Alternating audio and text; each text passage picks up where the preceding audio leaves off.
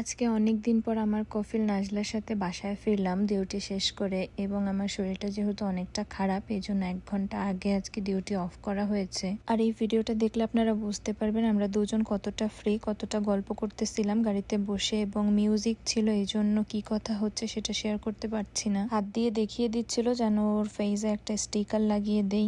অনেক গল্প করতে করতে দুজন বাসা পর্যন্ত এসেছি, এবং আগে প্রতিদিনই আমরা একসাথে যাতায়াত করতাম। তখন আসলে আমি ভিডিও করতাম না, মানে এই পেজটা আমার তখন ছিল না। ও আমার সাথে অনেক বেশি ফ্রেন্ডলি, এবং সেটা আপনারা আমাদের অ্যাক্টিভিটিসটা দেখলেই বুঝতে পারবেন। এমনিতে অনেক করেছে আমার জন্য, সেটা স্বীকার না করলে আল্লাহ তাআলা আমাকে মাফ করবেন না। এখন আমি যাতায়াত করি আপনাদের ভাইয়ের সাথে, তবে আগে সবটা সময় ও অথবা ওর বোন দুইজনের একজন আমাকে নিয়ে যেত এবং নিয়ে আসতো।